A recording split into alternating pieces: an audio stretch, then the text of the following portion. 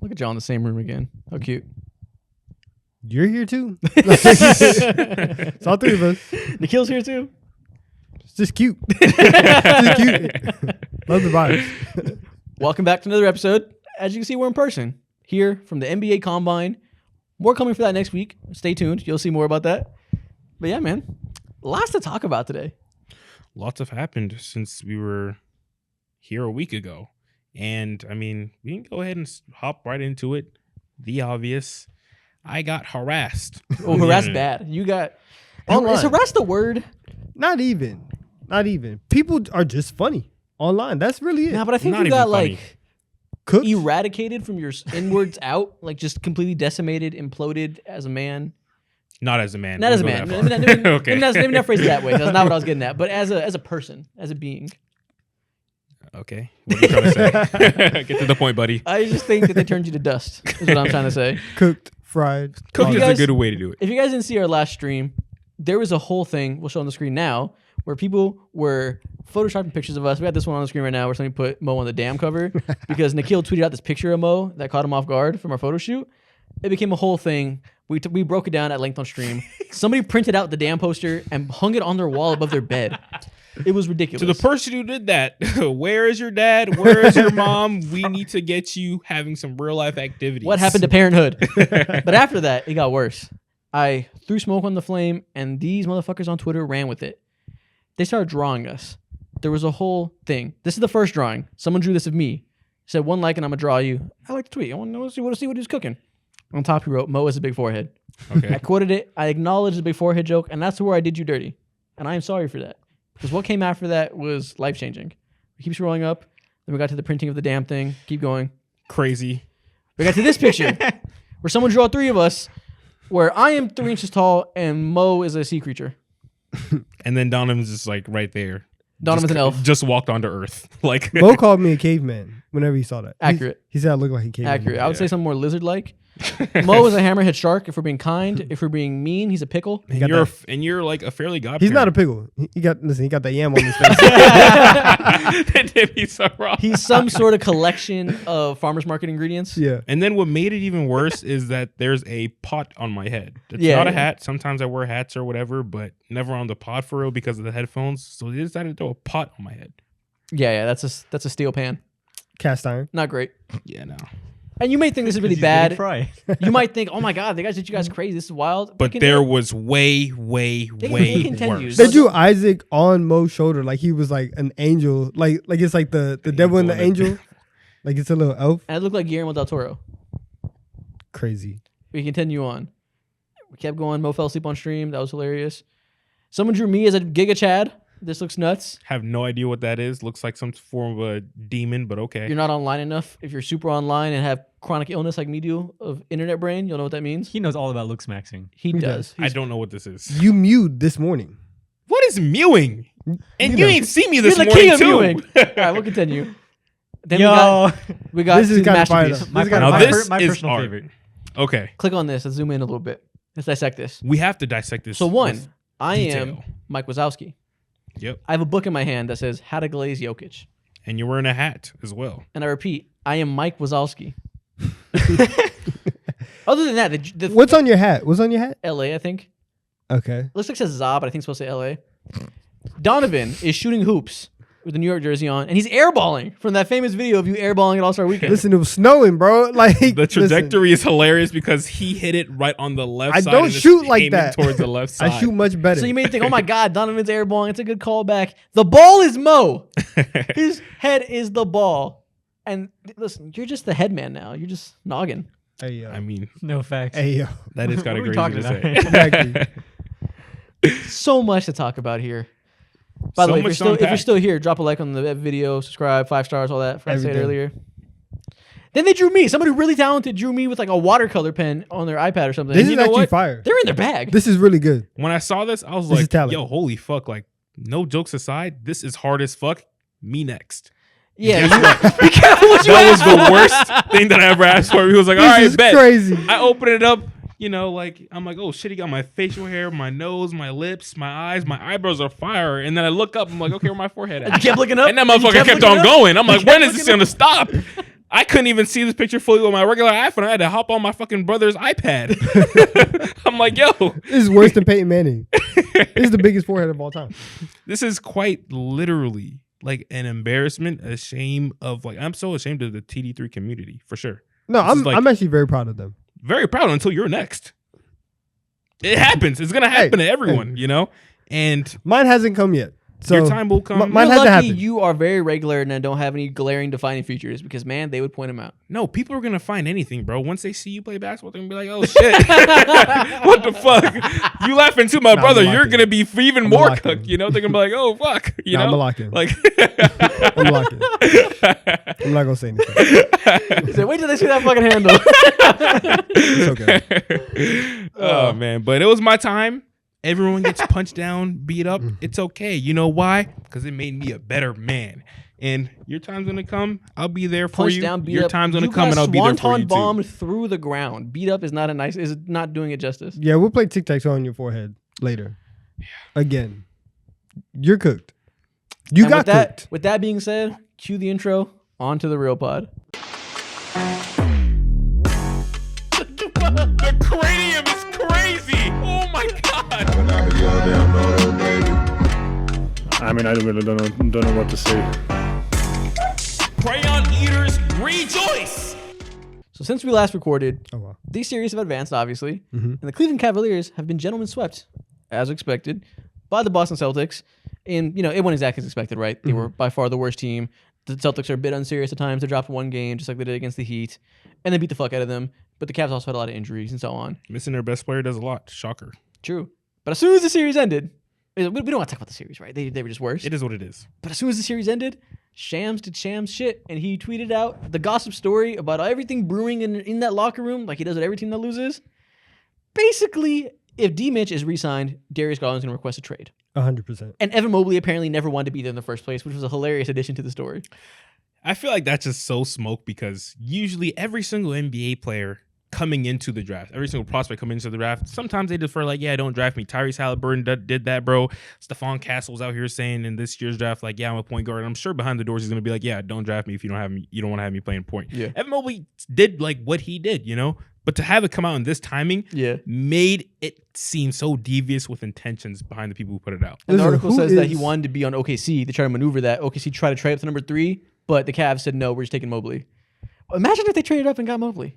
Who's the messiest person you know, and why is it Shams? Like, literally every team that loses has this shocking expose about how everybody always hated each other for the last 9 months, how they never got along. Listen, Donovan Mitchell tweeted out today because there was some more reporting that came out, and he tweeted out today saying that everything was cap, and he actually, I'm sure. exactly that he actually liked his teammates, and that, yeah, somebody had reported. I believe him on this. I do. Because Right? one, who the fuck is Chris Fedor? I don't know. He's not Shams. Fuck him. I don't Yeah. believe him. But Donovan Mitchell has been a good teammate this whole time. He's been very for the team, trying to make it work, saying and doing all the right things, given that he could have been a diva a long time ago and requested a trade. He hasn't done that, so I believe him. But I also believe that Rich Paul is looking at this and being like, this is not good for Garland. So if D. Mitch is here, ship my guy out of here. That makes total sense to me. 100%. But it makes me happy that everybody else in the world knows exactly what's wrong with the Cleveland Cavaliers. We've been saying it for a year and a half now that they just probably don't work together. And it's very clear. And the fact that everybody's agent and management understands, yeah, this isn't going to work, that in itself is good. And if you have to pick between Darius Garland and Donovan Mitchell, you're probably going to pick Donovan Mitchell. So Darius Garland finally gets to be exposed, or not exposed, but unlocked again on a new Probably team. going to pick Donovan Mitchell unless he doesn't want to be there and he's not going to commit to re-signing after next year. You know, he has 1 year left. Maybe he says, like, I'm going to see what free agency has for me, and he's not committing either way.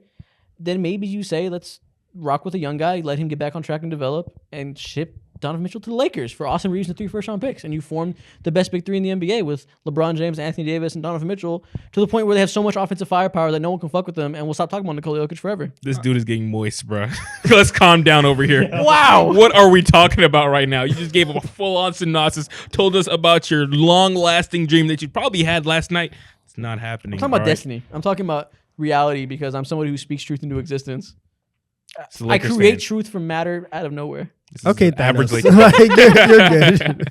You're okay. No, but if you're them, and I assume D. Mitch won't Yeah. commit to a signed extension, he'll probably say, "I'm going to test free agency." If not, say trade me. Do you take the risk and hope he resigns the following year, or do you trade Garland? If I'm the Cleveland Cavaliers, and if he didn't want to commit to me right then and there, that should put you in a scary place because you gave up an absurd amount of picks, as you should have for a player of that level of talent. But at the same time, you got to look out for yourself. Try to recoup of the assets that you did lose when it came to making that trade and giving up Larry Markin and all those picks, and just start from square one with Evan Mobley, Jared Allen, and Darius Garland. That honestly is the best option. Yeah, and I Which feel is like, exactly where they were 2 years ago, Yeah. and they could have just kept. but it's also the Mobley and Allen fit, which Yeah. we've seen has run its course. And we also saw, listen, they got their backs blown out by the Celtics, is what it is. I feel like we saw, especially in this last game, Mobley can play center, I think, or at the very least, he needs to be allowed to develop as a center. Mhm. He got better as the series went on as a center. The first couple of games, he really struggled, wasn't aggressive at the rim. It hurt them offensively. Last game, he scored 20. He did his job and He looked scored good. 30. Yeah, Yeah. 30. Yeah, he had 35. He had 33. I don't want to misspeak. I couldn't remember, but yeah, like in a span of one series, we saw him get better there in that role.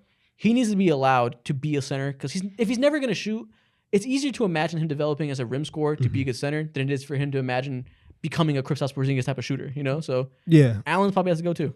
really put Evan Mobley on like the Anthony Davis game plan. Yeah. Of like, all right, like you're not gonna play the 4 full time. Take a summer, take 2 summers, put the weight, put the muscle on, right, gonna and say. get ready. Give Yeah. him a bunch of Fairlife, a bunch of Fit Crunch bars, All the creatine in the world. all the creatine in the world, everything you could think of. Meal replacement shakes. Give him ice cream with olive oil in it. That's what the Yeah. actors Oh my do. God, really? Yeah, What that's, the fuck? that's a lot of calories right there. That's crazy. Feed this motherfucker and get him huge. Let him be. I'm not even huge because Listen, whatever the Cleveland Browns are doing with their offensive linemen, give that program to Evan Mobley. Drink peanut butter before you sleep and you'll be straight. hang out with Luka Doncic. That was uncalled for. No, is it uncalled? Okay, Maybe. okay. Let's talk Back about to the It's all subject. I agree with you guys wholeheartedly. Getting rid of Donovan Mitchell and Jared Allen, who was an all-star just a couple years ago. Yeah. A lot of people forget that's a lot about of that. value. And he's a great starting center too, above average as well. You get a lot of value back and you get a chance to reset your entire identity and focus on the development of Garland, and even more importantly, Evan Mobley. And you can get a lot for those two players. Like you can get Ingram for Allen and some stuff. I think you can get a lot of picks back, some young talent. You can get Austin Reeves in the door for Donovan Mitchell. You go into next year with Garland, Reeves, Ingram, Mobley, and Strus as your starting 5. That's a good start. Yeah. And You would hate watching that team. I'm not a Cavs fan. I'm a Lakers Yeah, fan. it makes Donovan it so Mitchell. much easier to exactly. say. That's just agenda pushing. But okay, it makes sense though. Obviously, they have to pick one. But I do think that at the end of the day, talent wins out. Yeah. And you are going to go with the best player. And even in this series, and especially in the first round series against Orlando, it was very clear Donovan Mitchell is the best player on this team, and he can rise to a level that he can win playoff games by himself. Yeah. Right? He can go on these heaters where you can get 1 or 2 games and swing a series, and now all of a sudden you're up. And so if you are trying to get somebody to fit around him, that will probably work better than Darius Garland. And Darius Garland can go on and have a great career. I know that right now Donovan Mitchell is a playoff riser. He proved it again, and I would want to build but my there's team an around him. important question. Are you willing to take the gamble though that he's going to re-sign with you? We have to. Wow. Do we have to? We don't have to though, because we have Garland, who will be better without him. You're a risky man. And Garland played poorly, so they may not act like it's gonna be a magic flip switch. But also, I do buy the whole thing that he broke his jaw, and I saw a lot of Cavs fans tweeting about the things how there's a link between your grip strength and your jaw. So when you injure your jaw, you mess With up your nerve hand? endings. Yeah, it had like these muscles have to do with your grip strength level. I do kind of buy that. That seems like it's true. And we know he broke his jaw and lost 10 pounds and struggled to get to the rim after that because he was so down in weight. Mhm. And if that is a thing that it messes up with your hand coordination, I do buy that's why he played so poor. I mean, and also on top of that too, it's just hard to find your rhythm on a consistent basis alongside Donovan Mitchell, who's like just so ball dominant, So I don't blame him for all of those things. I know as soon as Darius Garland gets prioritized as the main offensive piece and offensive engine that he was just a couple years ago, he should return back to form. Yeah. for He sure. has to play better too. So it's not to give him That is true. He was played trash. poorly. He's young, and him and Mobley both haven't been able to develop very much over the last couple of years because they're playing such win now basketball. And I think we have to get back to the point and reset that and let them have time to grow into who they can be. I agree. Also, they have to figure out who's going to coach this team because it's clear that JB Bickerstaff is not going to be the guy to coach this. And so the Cavs are in such a weird spot because on one hand, you have a lot of assets, you have a lot of talent. On the other, it feels like you're starting from ground zero. It feels like you need a complete rehaul in terms of the direction that you're going in, who's coaching, what star are you going to have, like what kind of basketball are you going to play. I'm very interested in seeing which like direction that they take moving forward. Yeah. Okay. Well, listen, as you guys see by the title, we're going to rank our top 10 players in playoffs today as the main part of this episode. For now, we have 3 more playoff series to fly through and give updates on before we get to that.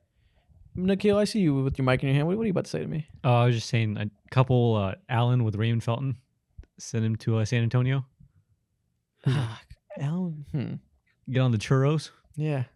I can see it. Did you mean to say Garland? Oh, my bad. Yeah. Yeah, You I was said like, what Raymond is he talking Felton? about? He said Raymond Felton. I was like, I'm gonna let y'all take it. Yeah. You said Allen. I was like, okay, him and Wemby, that's pretty big. Maybe. Okay, Garland. Different type of big.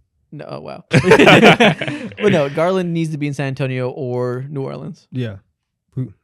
I like that. I'm good with that. See you in Utah, Garland. Utah, wow. Okay, next series. Let's talk about some real fast. Knicks versus Pacers. It started off, they're up 2-0, and Donovan was like, listen, New York is the center of all reality. Nobody's more important than an average New Yorker. We are America, even though he's not a New Yorker, but whatever. And then after that on last stream, the Pacers won 2 straight, and you were like, oh, fuck, the sky's falling. We're going to lose. You said...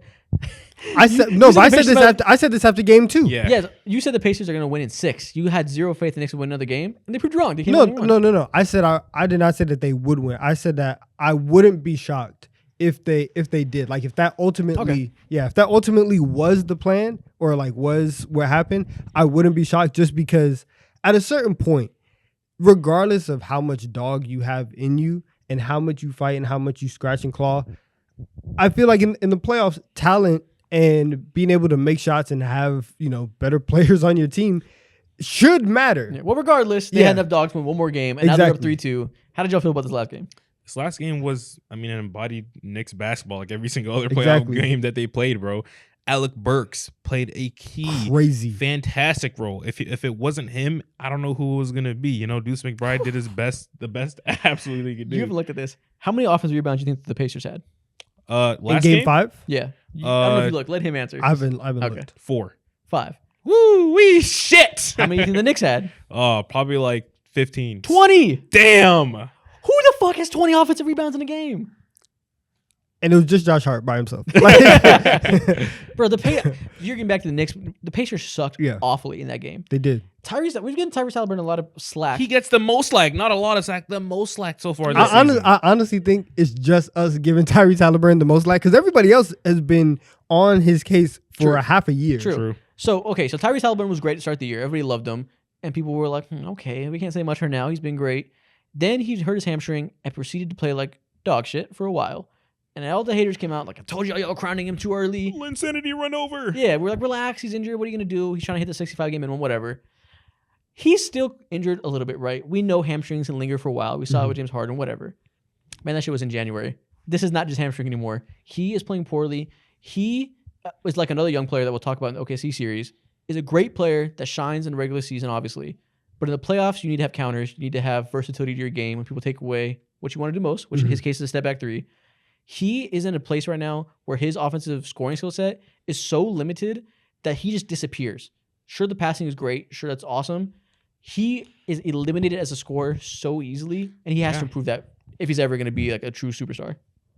Bro, when he was coming out of college, a lot of scouts were worried about the versatility in his scoring, and we're literally seeing that issue still pop up in his game just because of the, not sporadic, but like free-flowing ways that he likes to get his offense off.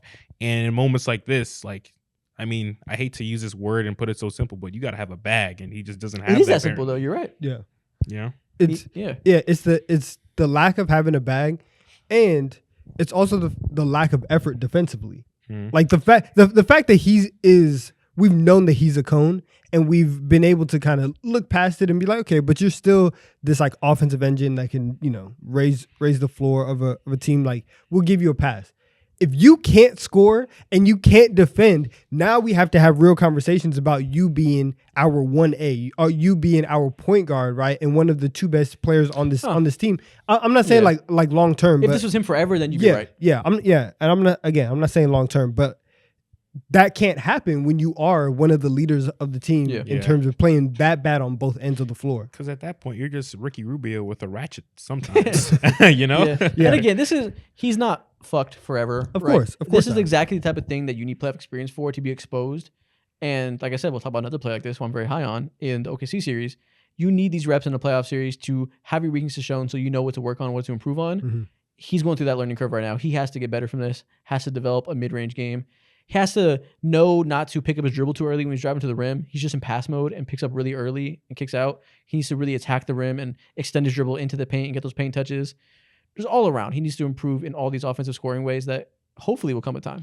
And all that means is that he just needs to have a bag, bro. Like, be unpredictable. That's what that encapsulates being to have a bag and being unpredictable. Because at that point, that just opens up so much for you and your team offensively, and that consistently just keeps the defense on their toes. Mm-hmm. Again, this is the difference, right? This is what happens when you are trying to go from a all-star level player to being a superstar that can win playoff series. Jalen Brunson had experience last year, and now you can't throw anything at him that'll stop him. He's going to get to his spots and do anything regardless. He has seen so many different coverages, and they are all irrelevant. Tyrese has to have that type of leap eventually. Not to be Jalen, because he's what we're seeing from him is all-time ridiculous. Yeah. But Tyrese has to learn from this.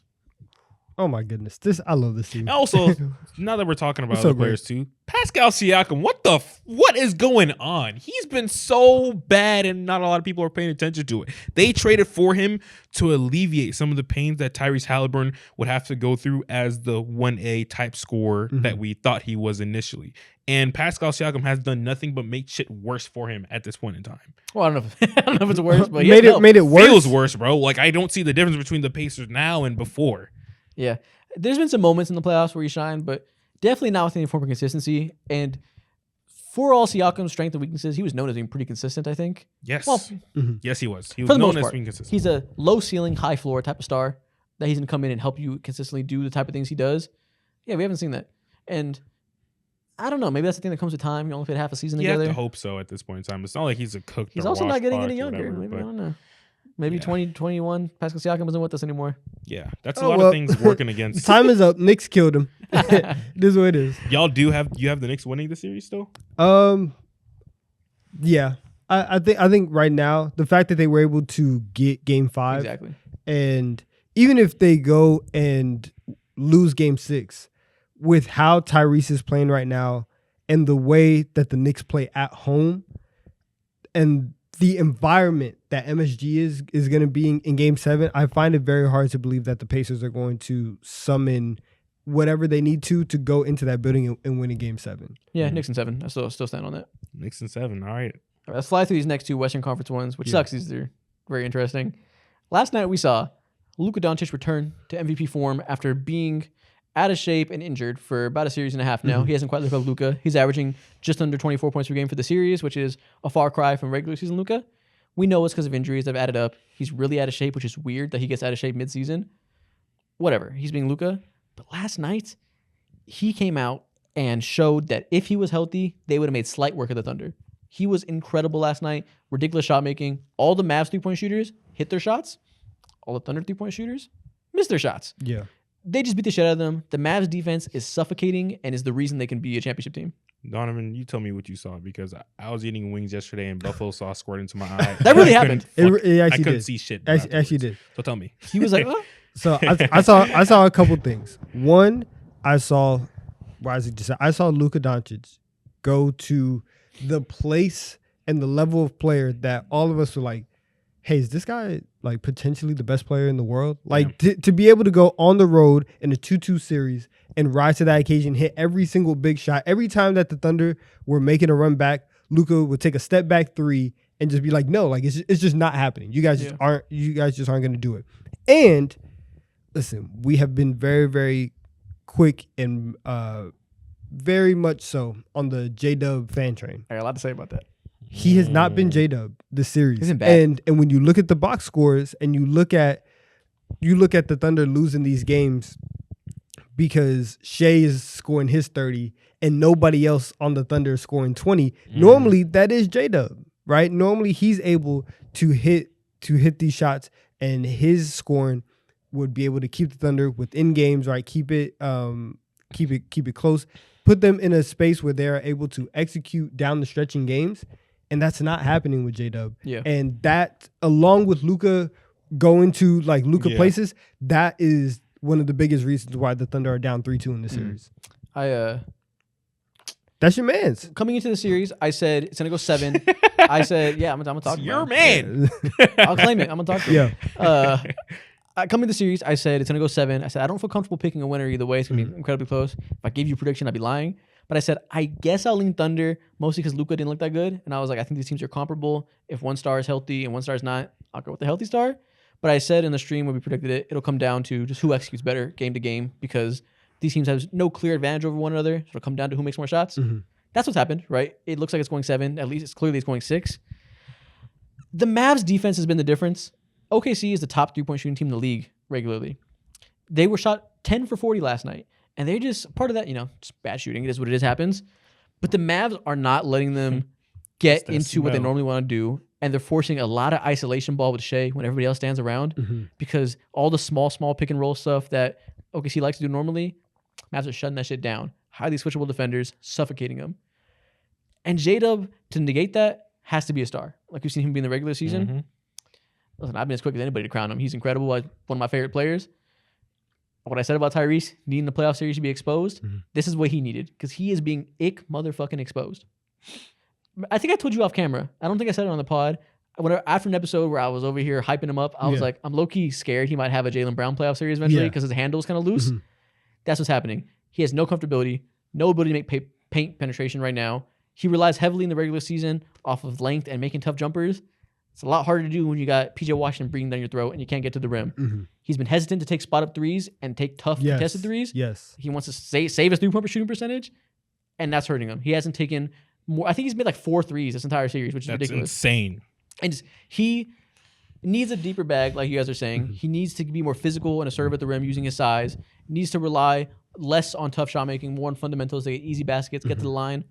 All the exact type of things that you need to be exposed in the playoffs to get better at. Yeah, because when he's going to the basket, you can see him trying to make the adjustments midair, and now he's off balance, throwing these crazy shots where he's like leaning, trying to make a bank shot, right? With one hand. It very much looks uncomfortable, but it really is just about the finishing because I do feel like he's been able, honestly, to get downhill to get himself to the rim. It's finishing over Lively. It's finishing over Gaffer, right? That's been, from my perspective, that's been. Who reminds me of, Mo? Something we talked about? It reminds me of what Paolo Banchero needs to improve at.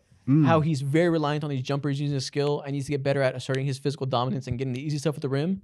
Same thing with J-Dub. Yeah, no, I can 100% see that. I mean, he's a second-year player. It's not the end of the world, of course, but at the same time, it's like, all right, bro, like you have the information. Now you need to go ahead and act on that once time has gone past. Before the series started, I was like you. I really did not know who to lean in terms of who's winning this series. I felt like the Oklahoma City Thunder had more advantages just on paper. But I'm like, the other side has Luka Doncic. But Luka's not 100%. I might go OKC, but it's going to be a long-ass series. It's going to be like 7. Of course, wrong like shit. Derek Lively's out playing. Oh, maybe. Still could go 7. We don't know. Yeah, that's true. But yeah, you know what? I'm not going to speak on it. Yeah. But you just can't have PJ Washington being the third best player in this series right after like Luka and Shea. It's just like you can't have that. And what PJ Washington is doing right now has been so special. He's been a combination of a lot of the best role players in the league. Some nights I look at him, I'm just like, yo, who's making all them threes? Is that MPJ on the Dallas Mavericks? Nope, it's just PJ Washington. Damn, where did that come from? So if the Oklahoma City Thunder were to go ahead and win, my question to you guys is, how would that happen? Again, it's not over. It's just they have to execute better. Like we said, J-Dub has to play better. They have to make more threes. They have to do a better job containing Luka. All the stuff we've seen them do when they win. They have to not lose the rebounding battle. It's just 3-2. It's not 3-1. So they have to do what they've done in the other 2 wins. They have to defend better, play better. There's not a huge outlier on either side. It really comes down to shot making this. Yeah, because even it just, as somebody who picked OKC, obviously like being down 3-2 isn't what you want to see, but it's also very discouraging because their second win, they stole that. Yeah. Like there was no reason for them to win. Meltdown. Yeah, to win game 4 like that. And so game 5 should have been the closeout. They really should have lost the series in 5. And so I don't know if they go into Dallas and they're able to win game 6. One thing, a bright spot for the Thunder though, outside of Shea, shout out Case and Wallace. Yes, sir. Case and Wallace has been hooping, and he's been one of the most important players for the Thunder. And I feel like every time that the Mavs are like trying to build a lead, Case and Wallace, he'll have a steal. He'll make a big 3, right? Just to keep it reasonable. I feel like he's been one of their most playable options. And we've been talking about Josh Giddey being bad, and who are you going to figure out to play in that role? Case and Wallace has stepped up, and he's been the guy that you can actually trust in these big moments. I'm glad you named a bright spot. Let's talk about a shit stain spot. Everything we said about Sam Presti not making moves to the deadline, we were correct about. We were. This team has such a glaring hole at the backup 5. Shout out Jalen Williams. I love his shot making. Cool player to have on your team. Cool should guy. not be your backup 5. Nice teammate guy. Should not be your only backup big. He has a role, but not as your only backup big. What's wrong with him? He's small. He can't defend the rim. He could be a good stretch 4, a good stretch 5 in certain stints. But when you have every minute of the court on the other side, we'll have Daniel Gafford or Derek Lively eating the rim, destroying the rim at lobs. Nobody that can stop it besides Chet Holmgren. That hole is glaring. This team is the 1 seed. They were good enough to win a championship this year. Oh, we'll see, inexperience, whatever. But they were you don't get the 1 seed very often. So to take that for granted and not maximize that year, everybody said that and said they should make moves, and they didn't. Everybody was right. Shout out Gordon Hayward. Yeah, I mean, God, don't get me started. the sentiment of just like you don't want to waste any years in the NBA just because injuries happen. You never know, like player luck and shit like that. Like it's very true. But at the same time, too, alongside that, like I feel like I'm right, and I'm kind of like I say that as if the series is over, not over, but age is showing in certain aspects of this. Like Chet Holmgren has had multiple offensive stinkers in a row as of late, but he's been doing his thing on defense as well, like contesting everything. But so far, it feels like Derek Lively has had a bigger impact in the series than him. And dude just turned 20 in February, so it's like you have to find your advantages, and OKC has a lot of them. They just haven't had the ability to capitalize on it. Yeah, we can move on. Series isn't over. We'll see, but you have to make shots. You just have to make shots. Yeah, they got to execute. Which end of the day, the Mavs are an elite team. We did our power rankings before the season. Before the playoffs, I ranked the Mavs 3 and the Thunder 4. So I thought they were marginally better. And if they win in 7, that's what happens when the team's marginally better. But we know exactly why they weren't better than the Mavs, and it was very preventable. Yeah, Isaac, I am ready to move on. Me too. A couple weeks ago, well, really 1 week ago, you over here sad, depressed, confused. You were just trying to find yourself because you're GOAT, you're God, you're Savior. Nikola Jokic was down 0-2 in a series against a Rudy Gobert and Karl Anthony Towns led team. And now they're tied up 2-2. Not even 2-2. They're up 3-2 right now, actually. Yeah, you mentioned about a week ago, down 0-2. You know, think about the old days? They the old days. You're I so just shameless. watched Nikola Jokic put on one of the greatest offensive scoring masterpieces I've ever seen against the DPOY, and everybody on Twitter wants to rush to be like, Rudy Gobert is a fraud, so-and-so. Why does he have 4 DPOYs? He can't guard that guy. If you're 7-footer, can't guard the other 7-footer, he's not a DPOY. Fuck all that. We can slander him another day, mostly for his offense, which is horrific in the series, which I'm starting to admit it is a bigger problem than I thought. This was not a terrible Rudy Gobert defensive game. This was an elite, masterful scoring game on Nikola Jokic, and just shows that we're witnessing one of the best players of our lifetimes, at least. I don't know where he'll rank all time when it's all said and done. Don't really care about that today. But just purely offensive players, LeBron, MJ, Jokic, Curry. That's the top tier. Then obviously other guys too, but he's in that top tier. Wherever you think it is, and this game is why we know he's the best passer in the league. And if you're the best passer in the league for an extended period of time, you're gonna be one of the best passers of all time. Scoring, we always say people like Joel Embiid are better and all that just because they shoot more.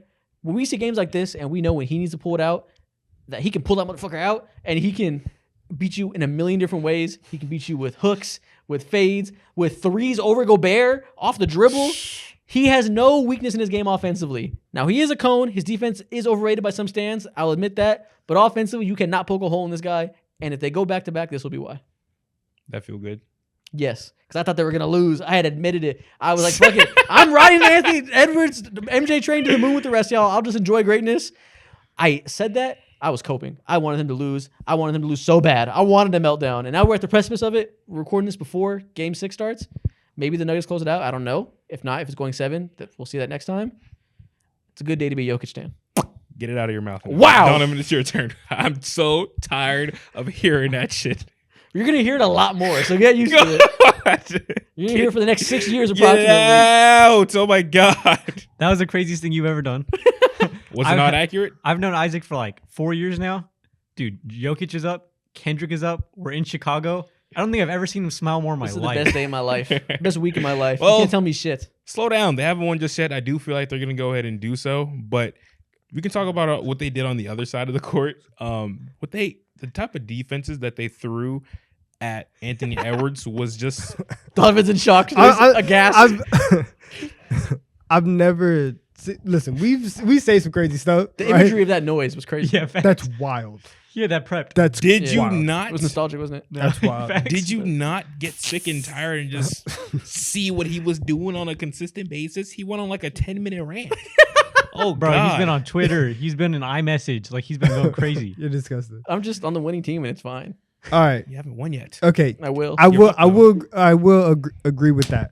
The same way that people were taking victory laps after the Nuggets You're went right. down. I'm mostly joking. Yeah. But For sure. the same way that they took victory laps after Game 2, we kind of have to do the same thing now. Have a little bit of patience. I like the Nuggets. They still have to close this thing out, and they're going on the road. I do think that they will win today. I do think that they will close it out because Jokic has unlocked, himself. The first 2 games were just so un-Jokic like in terms of being pushed around, not looking not looking the same way. Like And we talked about this at length on the stream last week. So if you want to hear a breakdown of how they came back, go back to that stream. Yeah, so like all that stuff is crazy. So he definitely looks fine now. But I'll say this about Rudy Gobert, and I'm not gonna pile on Rudy or anything because you are right. If there really is nobody in the world Exactly. that can stop Jokic. But damn it, if anybody can make it seem possible, can we get the 4-time DPOY to do it? It just shows you no one can. It just come on. Like Also, go ahead. My bad. And Keep going. listen, people were just saying like, look at the moves that he's pulling out. To, Look at that.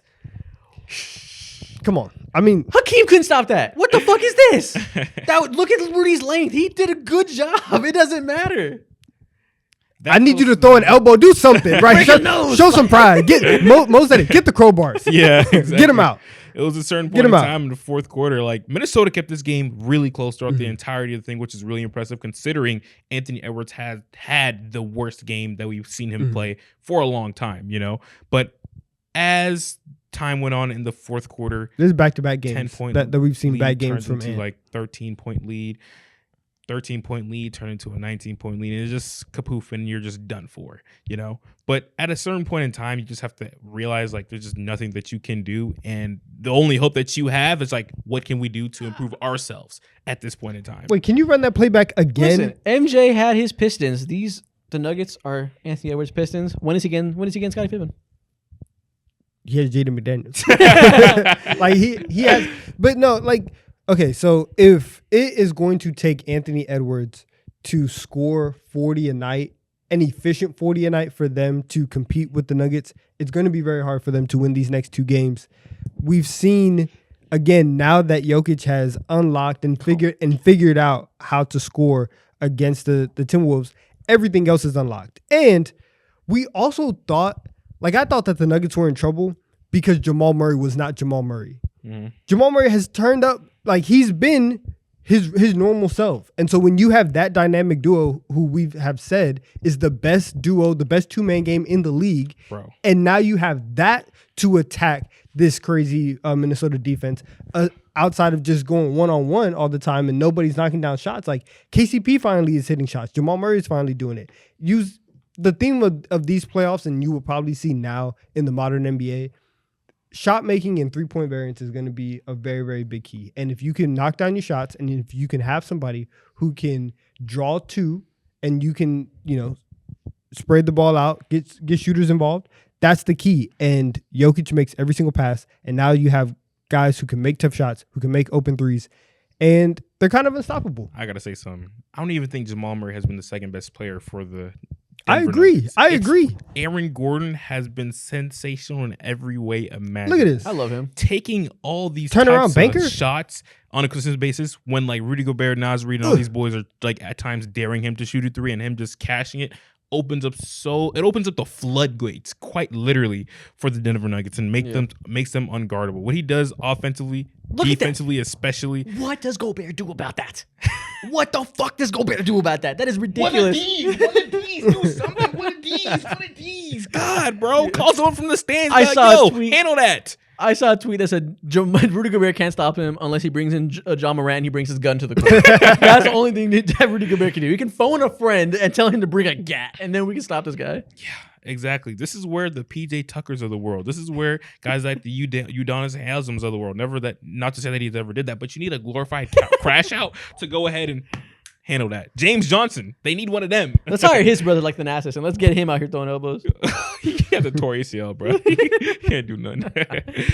Yeah, man, we can move on. Hey, listen, if the Nuggets choke the series and Timberwolves lose, then all this was for nothing, and we go back to what we said a week ago, and this is the defensive destiny. Mm-hmm. But until then, it's looking like this white motherfucker is going to be running the league for a long time. 40-10, no turnovers. This is my favorite Marshmallow Man ever. How many marshmallow men are there Several. in NBA history? Luka Doncic. Yeah, That's true. 2. That's where the list ends. Several's more than 3. Brian Scalabrine. All right, you got me. Luke Cornett. He's not marshmallow. He's skinny. Okay, well, He's not puffy. All right. agree, disagree. On that note, listen, all we have left to do for the show is what the title says. We're going to rank the top 10 players in the NBA playoffs so far. Let's go. But before we get to that, producer corner, let's kick it over to Nikhil. A live Where producer you corner. at? Woo! Nikhil, what do you have for us in producer corner today? For the first time, I'm looking you in your eyes while you do it. It's your first time looking me in my eyes. Continue to talk. I like it better when you didn't say anything. You've been OD today. I have a feeling we should just mute your mic right now. Would that be a good bit? I have not been OD today. Get you out of I here? brought the energy today. All right. off. All right. What's good? Listen, I'm ready to 1v3. I don't care. I'm standing on this. Spirit Airlines is the most overhated airline by everybody. You know that's not true. You know it deserves the hate. I've never No, it doesn't rode with deserve Spirit that. No, before. yeah, let's go. Come on. You know it deserves all of I thought I'd get at least one person on You're my a side. contrarian, and I don't Okay. respect you for it. I'm So not. wait. No, I'm being. Why like, is it Context overhated? to it sounds like you're a routine traditional Spirit rider, and these guys are against it. Oh wait, you the what's moderator? What's your stance? I never rode with them before, so I have. You've never no been on opinion. Feel Spirit? yourself lucky. I will though next week. Okay. Why Ew. is Spirit overhated? First off, I'm not even trying to be contrarian. All right, I'm being authentic. Okay. I'm not dumb. Like if a Spirit flight is like 150 and like a regular flight's like 200, I get it. Like you're gonna pay for a carry on. It's just dumb. Yeah. But for the most part, like if you're getting a value deal, you're getting a value deal. Like you can complain about like the flight attendants, like just being kind of whack, or like the seats not being that comfortable, They spit on me before. and that's good. Good for them. Hope you paid extra for that. Whoa. You probably had to with Spirit. But like they're so overhated because they get you from point A to point B. Like think about it, you're going from LA to Miami for like $45. Like you know how much gas that would take you? $45? All right, Nick. Listen. Is your measure of success not dying on the airplane? Yes, but also They're so okay. Can I? No. I will say Yeah. this. You and I took a Spirit flight from Dallas to LA, and my seat came apart on the plane. Oh shit! And when we went from My cover came no, off the seat. and when we went, people only have this energy for Spirit because when we went from LA to Dallas, what happened on that Southwest flight? Ooh, what we happened? literally flew in a storm. Bro, I thought we were gonna die. That's the only time on the flight I thought we were gonna die. You blaming Southwest for the weather? Yeah, I am. Yes. I can't. Confirmation bias is a motherfucker. Can't But control guess the weather. what? My bags flew free, and my seat didn't come apart. Yeah, we paid like $1,000 for those tickets day of. It was ridiculous. Well, here's the thing though, where if I was gonna Circumstances. side with you, I'm not. If I was gonna side with you, I would say since COVID, all these airlines have gone down the fucking drain. They're No, all doing facts. this basic economy thing now, where if you want to Yeah. pay the normal price, you can't change your price. You can't change your date or time of anything. You had to pay for carry-ons. You don't get a free one. Yeah. Everything is charged just like Spirit. They're jacking their style and doing that for the basic economy, Yeah. which is awful. So the average level is coming down closer to Spirit. I completely agree. But Spirit still finds a way to be shittier because their seats are made of tires or something because they are so uncomfortable. I flew from Texas to New York once. My back hurt so bad after an hour. The fact that I stood there for 3 more hours, Yeah. I wanted to die. No, listen, I don't disagree with you on like a lot of those takes, but you get this issue on other airlines too. Like I flew United yesterday, and there was no charging port. Like I don't know what that's about. Okay, you Like should have showed up to the airport with your phone charged. No, It's not like a still personal issue. problem. no, that's fine. Okay, and another thing, like You have a portable charger? and I'm gonna say this as nicely as possible. I've been on several American flights in the past, year, and my seat isn't only mine. I'm sharing it with multiple people. It's hurting my back. It's more than just a Spirit issue. Yeah, I will say the quality of flying right now is really horrible all around. The seats are so cramped. Like it just feels like they're continuing. We know they're continuing to maximize things and continue. so it's not just Spirit. Yeah, but if every experience is shitty and one is the shittiest, I'm not sure it's overhated when it's called the shittiest. So then why are people? I'm just saying it's overhated. That's all I'm saying. It's demonized way too hard. What do you want people to say? It's ass, but not terribly ass. Exactly. Okay, you can have that. It's only kind of ass. Fine. Thank you. He's You a got Spirit it. member, bro. Listen, You you have a got it. Spirit credit That's card or very something. decent. You ass. got it. I'm not Very decent ass. I'm not wasting crazy energy trying to delineate between how bad Spirit I just is. because I said this in a few group chats and people are like, well, if you have to say all that just to justify the price, you do have to say all that to justify the price. Like it makes sense. All right, bro. You only What do only you have to gain? You in got this it. He conversation? Like- rides Spirit. yeah. Woo! Like, people act like people are too bougie for Spirit. I don't know why. I don't consider myself It's bougie. not. the- No, I don't it's consider not. myself It's bougie not- at all. it's not But I'm that. too bougie for Spirit, The- and I'm not bougie at The, all. the seat thing is valid. I get that. No, but it's- seats are uncomfortable. On all If you are airlines. going to nickel and dime me, I at least want a comfortable seat to be nickeled and dimed. Now listen, I've had some decently comfortable seats. I'll say on Question. Spirit. You're a liar. No, for I'm my not. flight- No, I'm for my flight back from Cancun to Oh, DC, you're a dumbass for that. I got first class. Does that make a difference? First class Spirit. Yeah. Fuck is first class Spirit? No, they- it was they don't have cheaper a- than Everybody shut up, the everybody regular. shut up, It everybody was shut up. cheaper than the regular flights with like United. What do you get from No, first they class don't have a Spirit? first class. I I'm don't telling know. you, they don't Hold have a on, first class. hold on. Stop talking. What do you get from first class? I don't know, yo. I never rode Spirit a day in my life, bro. I saw first class cheaper. It was like $400 some dollars. I'm like, yo, sign me up right now because I never rode first class in my life. I'm gonna tell you this right now.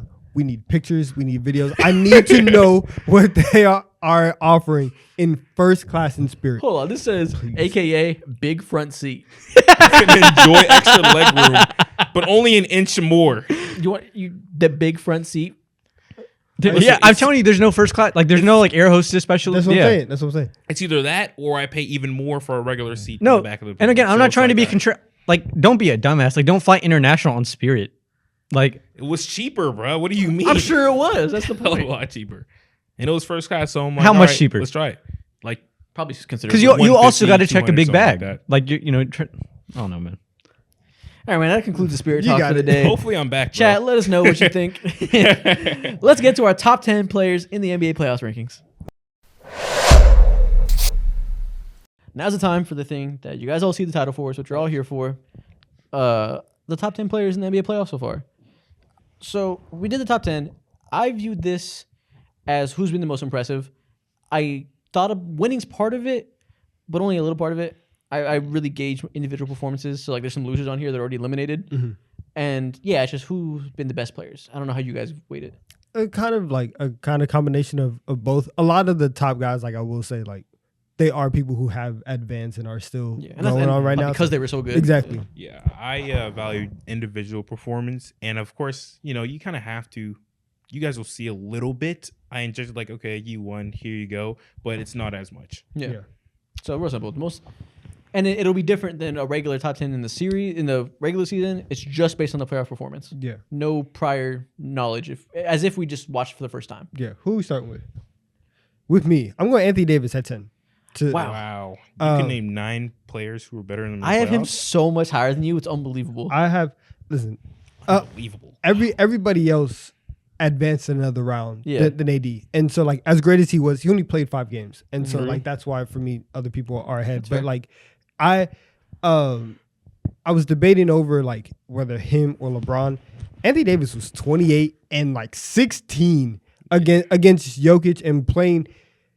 He had the same battle that Rudy Gobert is going through right now, except he's scoring 28 points on the opposite end. Do you think I'm crazy? I have him in my top 5. I won't tell you where he is, but he's teetering. Maybe, but I can understand the argument. But listen, Anthony Davis this entire season, and I want to take every opportunity I get to give Anthony Davis his flowers because I have criticized him, right? I've chastised everything, and he has been. Word. Thank you. He's in his bag right He now. has Chastised. he has been everything that I have wanted him to be. He has been as dominant, as healthy, as two-way, all that stuff. So every list for the 23-24 season, he will be on every one of my lists. I like it. Yeah, I have him, like I said, way higher. So I'll save my thoughts, but I'm glad he's on your list at least. At least he didn't get cut off. So 10's fine with me. He definitely deserves to be on the list for what he's done on a consistent, or what he did in a consistent basis in 5 games. Yeah. Pretty impressive. It's a hard task to try to keep up with Jokic and the backline defense and focus on all the other different things that he tries to, defer to or whatever. But 10 is like, I have him higher, not considerably higher, That's but fair. 10 is fine considering he only did it in 5 games. Maybe I'm a Lakers Glazer then because I got him high as fuck. Oh, we know that. You have him at 4. He's my highest loser. Okay. Okay. I don't say that. I did what you guys did with the winning a lot. He's the one that got the pass for losing because he was so insane. But I understand that I'm giving him a pass compared to everybody else, so maybe that's why. Okay. Ooh, And number 10, I have Kyrie Irving. really? Look at That's those gray interesting. hairs showing through for Kyrie. That's Is he crazy. not This on your makes me list? sad. He didn't make the list. Kyrie's been great, I think. He not on my hasn't. list. He's been great. Not in this Mavs series. Yeah, you're right. First What, series, he was what great. has he done during this Mavs Maybe- series? He hasn't scored like over 27 or something like that, bro. He hasn't been great at all. He hasn't lived up Maybe to. I'm tripping. Maybe I should have picked another loser. Yeah. I was giving him. I know his stats haven't been great necessarily as of late, especially. I know he's had He had some, like some 11 quiet points games, last night. which is why he's 10. It's why he's 10. He's not Kyrie. higher.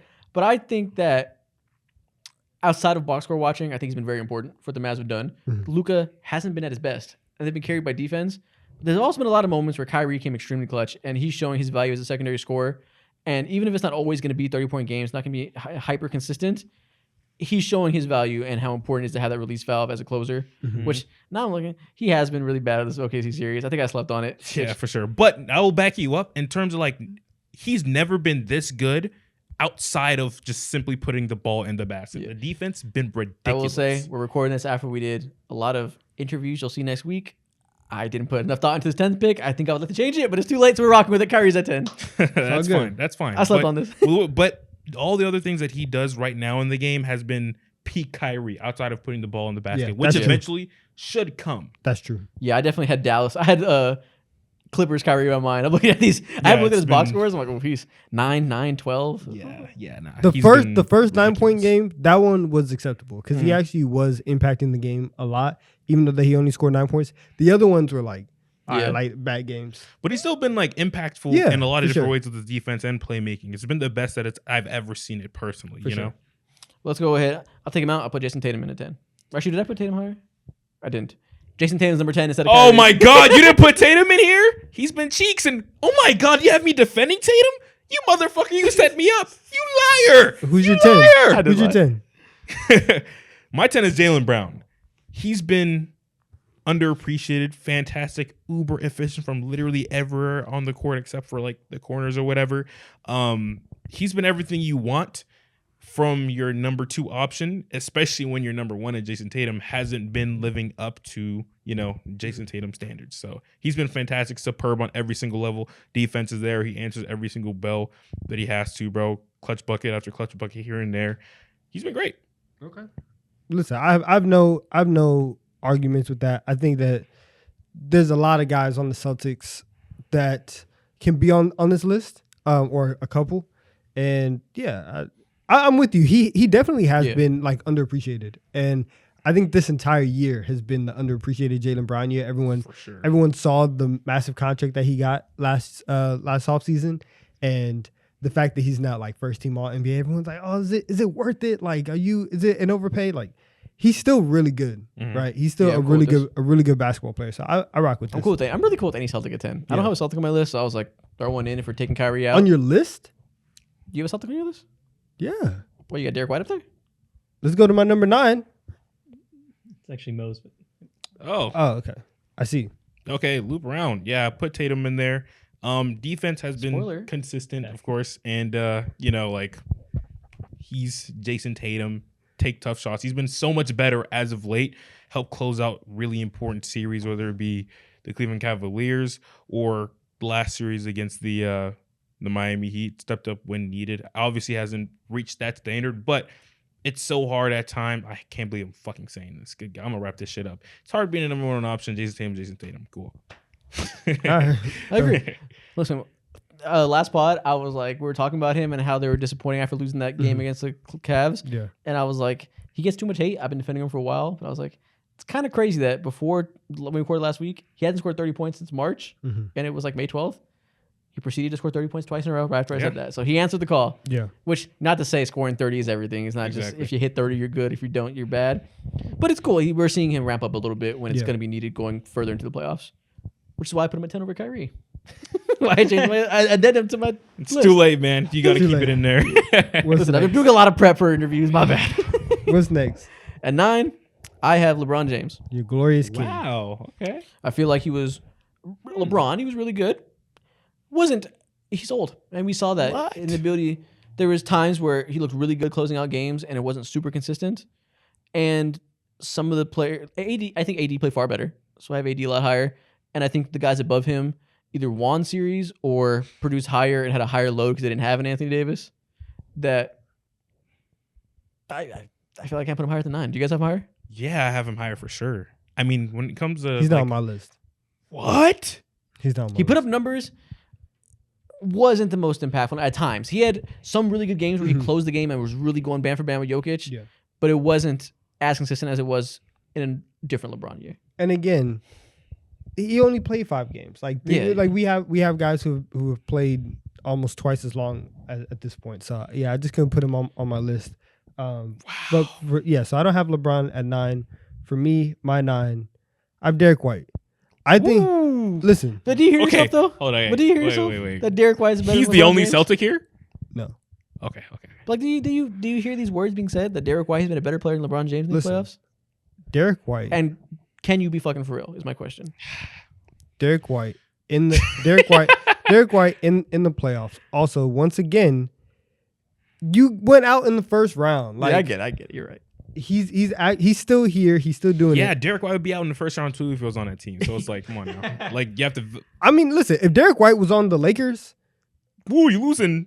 I don't think they win if they They win Derek still White. lose. Yeah. I'm not gonna lie. Listen. You're lying. I'm not even playing. Derek White. We should have all started him then. If he's the difference, he should have been an all-star then. I'm looking at him in these playoffs and I'm like, yo, is Derek White an all-star? Okay, that's Like, fair. With how he's playing, okay. I'll let yo, you cook. Derek White is so cool, man. Like I've never heard anyone say that. Derek White no does. one's ever said that. He's the He first one in does. history. He does everything that the Celtics need. He's hitting all these big shots in the Miami series. He was turning up. He was scoring 30. He's been hooping in this last series against the Cavs. True. And watching him on defense, it's really, really interesting to watch him on defense because you know how with great offensive players, we're like, oh, like they change paces so well. They like get to their spots. Mhm. I feel like Derek White does the same thing on defense, where he is the one who is dictating the action. It feels like he's getting to all the spots better. It doesn't even ever feel like he's running. It always feels like he's just gliding to the spot, and he just knows where everybody's going to be.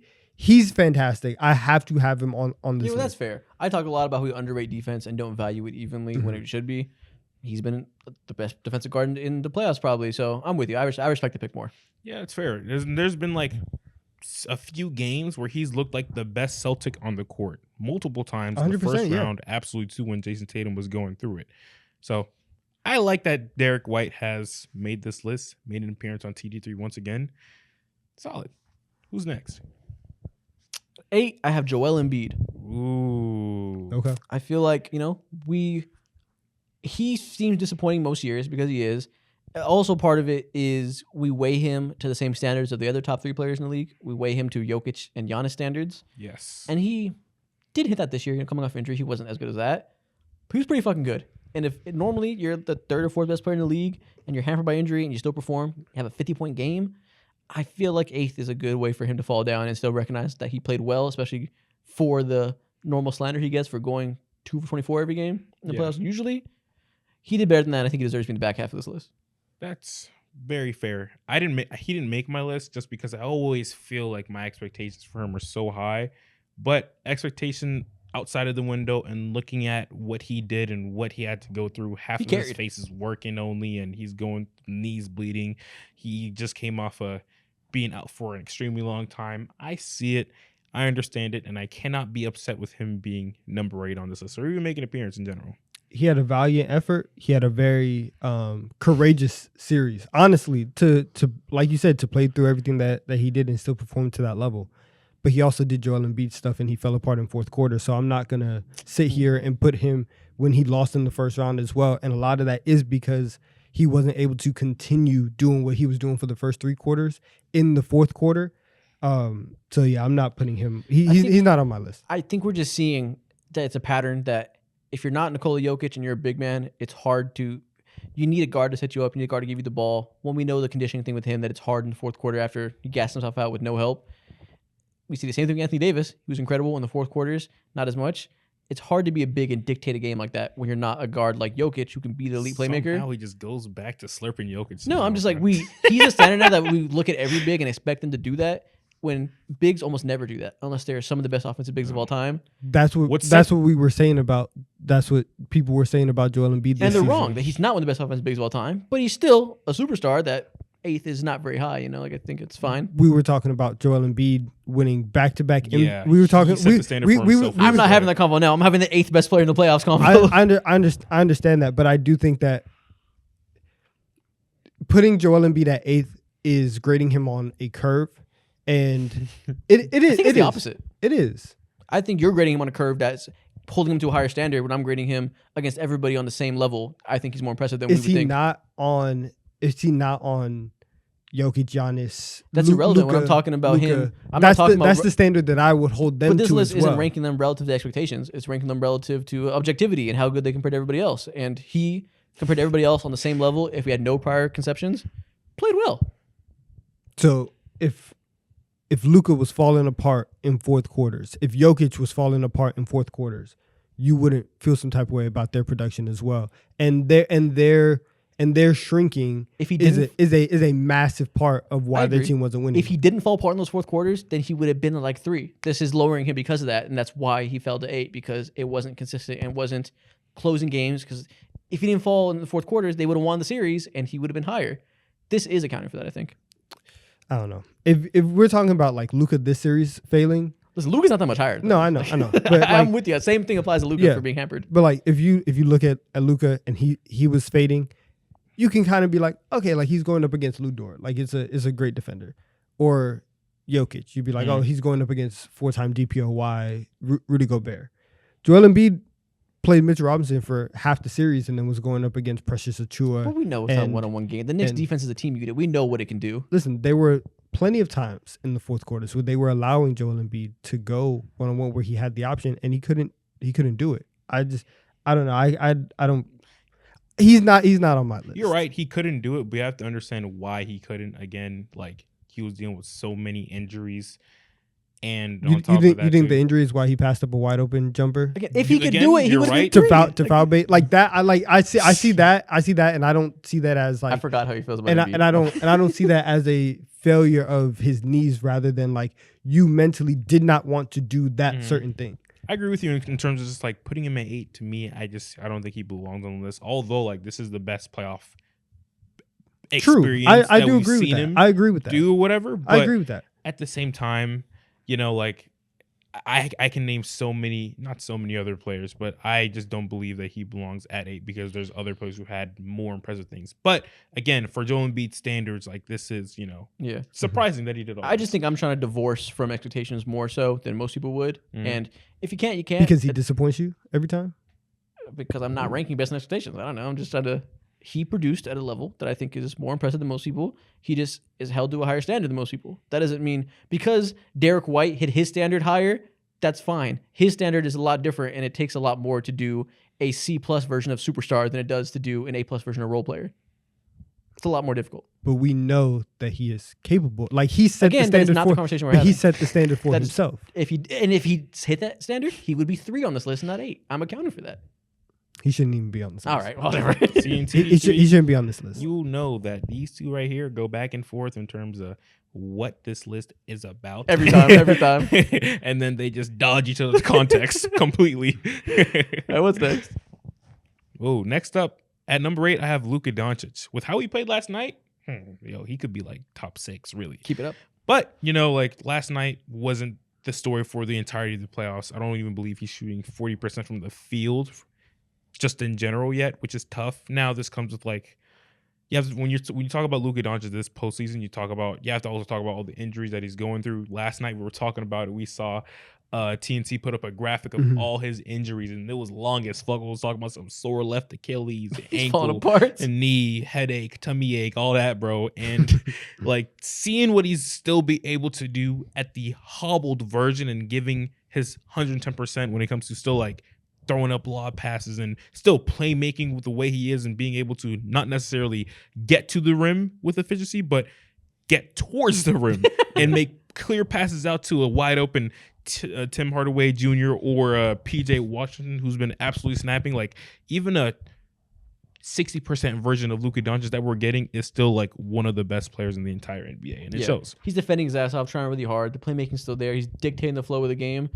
He just can't score at the same level as he used to right now. And you could say that people are overplaying the injuries, but we have a large sample size of what playoff Luka Doncic looks like, and we know this isn't that. And I don't think he's just having the coldest streak of all time or he fell off. I think it's the injuries, I think. I agree. Okay. But yeah, 8's cool. Next up. I've Tatum at 8. I think he should be on this list, but I definitely think that he should be in the back half. Yeah. His opening series wasn't fantastic scoring wise against Miami, but he still did do a lot of really good things in terms of his playmaking and his defense. And the way that he closed out the Cleveland series is part of the reason why he is at 8 for me. Because like Isaac said, we were talking about him not scoring 30, right? Not being aggressive, not really being efficient. And to come out and score 30 twice, and then even last night have nearly a triple-double, 25, 10, and 9. Yeah. That right there, to close out that series, that's massive for Jason Tatum. And if the Celtics are going to do, if they're going to win the title, which they have expectations of, Jason Tatum needs to be in that sort of attack mode. He needs to be that aggressive. He needs to be this player that for the entire year, the Celtics were trying to, put him in MVP conversations. He needs to be that level of player. Yeah. And over the last 3 games, I feel like he's done He's that. had the luxury of not needing to go crazy. Yeah. But when you see the Nuggets or you see the Timberwolves or you see the Mavs, or even the Thunder for that matter, he needs to be really good. So it's nice to see him start to ramp up. And, again, it's not as simple as when he scores a lot of points, he's bad. I mean, good. When he doesn't score points, he's bad. There's a lot of context. We know we've seen a lot of double teams. They're taking him out. There's a reason he scored lower at different types of the postseason. But they're going to need him to negate that and find a way to be an elite scorer regardless. Exactly. I like this placement. It's fine to me. I like it. Next up. 7, I have D. Mitch. Ooh. I got him higher too. I got him a lot higher. What do you got him? 7? Yeah, I have him higher. I have him higher for sure. That's okay. I mean, we talked about the Cavs, and part of the reason why Cleveland would pick Donovan Mitchell is because he is a flamethrower. It's because he is a playoff riser. He has the ability to take over games and put offenses on his back. And even when Darius Garland is playing some of the worst basketball of his career, when Jared Allen is out, when Evan Mobley is trying to figure out where he's at offensively, Donovan Mitchell's like, okay, you guys can worry about that in the summer. But like for right now, we're going to turn up. I'm going to turn up. And in the series against the Magic, going up against their defense, going up against Jalen Suggs, right, who is insanely physical, great defender, and to still be able to do the things that he did. They were down 18, right? They were down 18, and Donovan Mitchell was like, okay, it's time for me to be Donovan Mitchell. Yeah. He's had so many moments this playoffs where he rose to the occasion. And that lands him at 7 after all that? Listen, we got people up top who are winning and who are doing crazy things. So I don't know if I have there's him at 6 7. players who have genuinely had been better than Donovan Mitchell so far this postseason. I think that's so tough to say. We'll see. I'll show you 6. I think there's probably just a lot of good players, so maybe True. We'll see. I got to see the argument first, but okay. Yeah. Who's next? Ooh, 7. I got Anthony Davis. I wanted to put him a lot higher, but then again, like he just played 5 games, and when you play such a short amount of time, that allows you to, you look stellar. You look stellar in that short amount of time. If he was able to advance to the second round, he might be fucking number 1 or some shit like that. Also, the monitor went off. Yeah, we know. But I'm gonna continue. Seeing what he did compared to the past season, all the what's the word that I'm thinking of? What? Volatility. Volatility. Yeah. I heard that V in there. I heard you. I was ready to come out. Yeah, I was gonna say velocity, and I was like, bro, what the fuck? Not that one. Not that one. The other V. Wrong V word. Yeah, volatility. What's his name? Stephen A. Smith was like, yo, they were cooking him because he couldn't put up 30 points a night on a consistent basis. You were cooking him specifically. Call him day-to-day Davis. Yeah, exactly. He wasn't. But to see him go ahead and do what he does, that earned the list for me. That earned him 7 for me. Facts. Yeah, I got him higher, but closer to where you have him than where Donovan has him. I think it's hard to understand how good he was as a two-way player and how well he matched up with what Nikola Jokic brought production-wise. The second he went out of the game, every single time the lead would just somehow expand. Jokic didn't have to even be on the court, bro. They rely on him so much on his defense and the deterrence that he just provides on every single angle. All right. My number 7, Luka Doncic. For all the reasons you guys outlined, normally in a normal year, he'd be much higher, but we know that he's had a slow year from the postseason for all the injury reasons. But like I said, still, he won one of those games against OKC with his defense. He locked up at the end of the game when they got their second win, I believe. And yeah, he's been dictating the flow of the game, passing well, making up for it. He's aware that his shot isn't falling, and he's making up for it in other ways, which I think is the main thing you have to ask for when a star is going through what he's going through. Okay. Nice. I like it. There you go. We're in lockstep. Let's fly through this. At number 6. LeBron James. Oh, it's your pick now. Okay. Yeah. Number 6, I got LeBron James. Higher than Anthony Davis. Maybe it is my sunshine going ahead and taking it away from me, being completely honest with you. But having LeBron James at number 6 ahead of AD isn't that crazy to me because LeBron on a consistent basis, he controls the entire flow of the game. The second that he does go out as well, same thing applies. Everything just turns into pure mayhem. Yeah. And they rely on the D-Los and Austin Reeves of the world, which great players and all that other stuff, but they cannot go ahead and keep up with what the Denver Nuggets had to offer unless LeBron was doing his thing. And he was absolutely snapping on a consistent basis. Yeah. Okay. What's the next pick? Well, we can fly through these top 5. At 6, I have Donovan Mitchell. I like it. Everything we talked about before. He's been one of the best offensive players in this whole entire playoff run. Scoring elite level. This team has been down bad. We talked about it early in the pod. They're falling apart for all the reasons we outlined.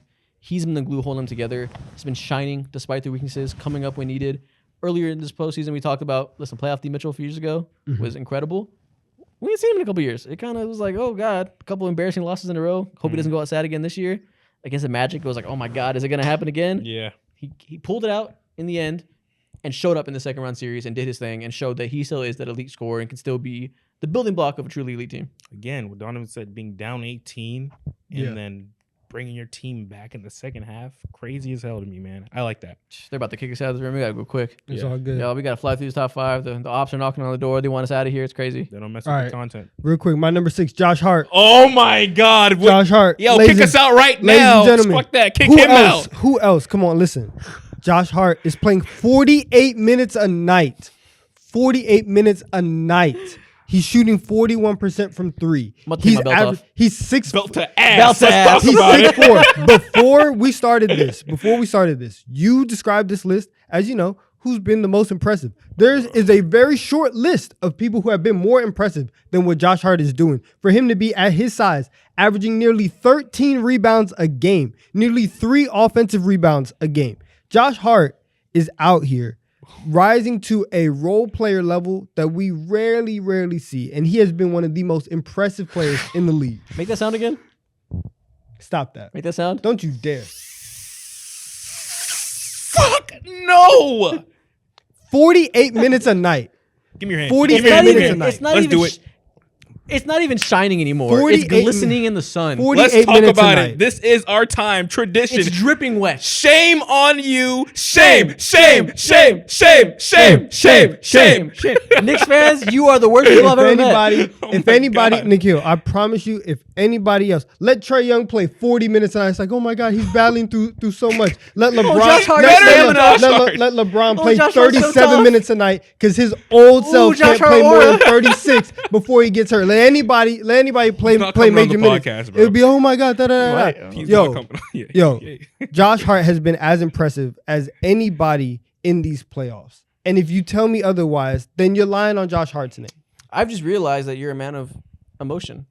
Come And on. as a Knicks fan, Come I on. respect it. Come If Austin on. Reeves was out here putting the team on his back, making it, I might be like he's God. And I respect it. I love Josh Hart. You're not gonna get me to say a bad word about it. I'll just say the bad word about you, and that's a Knicks fan. 44 minutes a night he's averaging. He's playing guys. Listen, I love Josh Hart. I respect you. You can Guys. have it. Come on. Who did you cut out? We have to be real about what we're seeing from him. You Yeah. had to, You- you this had is- to have this taken is someone out of crazy. your So top 10. Josh This is Hart crazy. has been better than Donovan Mitchell, is what you're saying. Do you see my list? That's what he's saying. Oh Clear my as That's, day. that's what I'm saying. I say we move on. Let him have it. That's what I'm saying. I say Gok. Who's next? Number 5. Okay, we see our next one. At 5, I have Shea Gilgeous-Alexander. Okay. He's no Josh Hart, but he's pretty good at basketball. Nice. And Good he for has him. a Skims deal, and he is a director of Converse. So Good for him. let's talk about He's it. just pretty. There you go. Exactly. That too, I suppose. Who's next? Me, Donovan Mitchell, number 5, unstoppable self for all the reasons that we said. We can move on. At my 5, I have Shea as well. Look at us in lockstep. At least you Okay. think he's better than Josh Hart. There we go. He has been. I respect it. He has been. I But agree. Come on. We're lying on Josh Hart. I today. love pissing him off. We're lying on Josh. Yo, lucky I didn't put Hartenstein on this list. Oh, Hartenstein's been going crazy. That would have been a good hilarious, bit. bro. You should put them all. You should have made it all Knicks. Yeah. 10 Knicks. I don't want to do it. What's That'd be next? Am I hilarious. next? 4, I have Luka. Fair. Luka, even as bad as poorly as he's shooting, his defense has elevated. Yeah. He's still throwing 75-foot lobs. That was ridiculous. Yeah. He's throwing lobs from the opposite free throw line, and it's on point. His passing is still amazing, and he's still knocking down clutch shots. Like, he's still able to close the game out and really, really put teams away. Luka is a top You know, 5 after player. last night, and I'm cool with that. Yeah. If you want to put him higher, I respect it. I was trying to think like totality and like the whole series been meh, but he wins games. He pulls it out. Exactly. I can't be mad at it. He's Luka. I wouldn't put him this high because of the entirety of the playoffs, but that also comes with injury. And if you're going based off of how impressive, it is impressive, Yeah. like how impactful he is and how he still looks like at a lot of times the best player on the court. Yeah. Yeah. Okay. Next up, at 4, Mo has Mr. Orman. I Orman. have Shai Gilgeous-Alexander. Yeah, through OKC's inconsistencies, he's been the remaining consistency. Okay. Got What a you. good way to put it. Yeah, we talk. He is Mr. Consistent. That's what he said. He said, listen, my whole life is consistent. 31, 31. Oh my God, bro, that's a bar of the year. We talked about it, right? OKC has been up and My whole down. life The is shooters consistent. haven't been shooters. From the way Their he second star hasn't been second ran star. Both J-Dubs in the back. Just, oh. There you go. Shout out Mr. Consistency. Who's next? At 4, I have Anthony Davis. All right. Oh shit. This guy was. See, at least the guy I put up higher is a star. Ready? Yeah. Let's go. Shame. This man to kill joined in. I'm about to cut your mic cord. Listen, he defended Rudy Jokic as well as anybody can. Nobody's gonna stop him. He did a better job. Rudy Gobert, I guess. Not expecting him to slow him down. The offensive level we saw from him in this series, we haven't seen from him since the title. And if we saw that level every year, like you said, that Mr. Day-to-Day Davis wasn't around, we'd be talking about him as a much different player because he played at an outrageous level. And the way we talk about like a Luka in the regular season or a Shea, like you just give him credit for, carrying his team offensively, being Mr. Consistency when nobody else can hit shots, that's him defensively. We don't realize that he is carrying his Lakers defense in the same way that Gobert was in the Utah Jazz days, where they surround him with a bunch of offensive talent. It's like, listen, the big guy got us. The big guy got them because when he's not on the court, their defensive rating flies through the roof. It is horrible. He's asked to guard everybody on the court, plug a million holes, and a lot of times it doesn't work, and this team fails because of it. In this series, it was working when he was on the court. He was defending his ass off. We say it every year. They play the Nuggets so well, the most impressive sweeps of all time, yada, yada. It's because they win the minutes that he's on the court. Not win, but they keep up and defend well when he's on the court. And this year, the offensive firepower came along with it. We were talking about Jokic at the end of the series as like, oh, maybe we were like crazy saying he's a decent defender because Anthony Davis just fried the living fuck out of him. He went man for man with Jokic in a way that most people don't expose him defensively in that way. And he still lost. Damn. Team sucks ass. What can I say? I didn't put Austin Reeves in this bitch. I didn't put D'Lo in this bitch. Like, what can I say? The team's terrible, but he showed he's one of the best two-way players in the league. All right, top 3. Let's go. I have Jalen Brunson at 3. Nah. What can I say? This man does not know how to sit down on the side of the court. He makes every shot he takes. He never rests. He is relentless. He is inevitable. He is Thanos. He's just amazing. The fact that he has been this good as a second-round pick that eventually became a starter, and because the team believed in him to be this guy, and he continues to destroy every ceiling we put on him. When we rank our best players in the league in the summer, I don't even know where to put him because what he can do to have this kind of stamina and ability to defend and defeat any coverage that comes against him. How good is he? What's his ceiling? I don't know. Listen, I'm gonna say my Jalen talk. You got this guy at 1. Let's who's next? Oh, me 3. Yeah, I agree with you for all the same reasons. He is bulletproof. He's Iron Man, quite literally. Offensively, can't do nothing about it. Let's move on. 3. I've Anthony Edwards at 3. I'm okay with that. Yeah, I think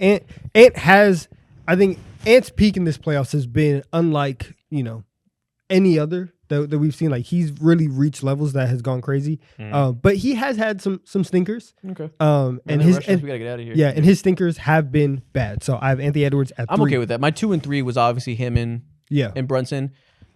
I went with Ant at 2. Spoiler because of defense. Mm-hmm. Same.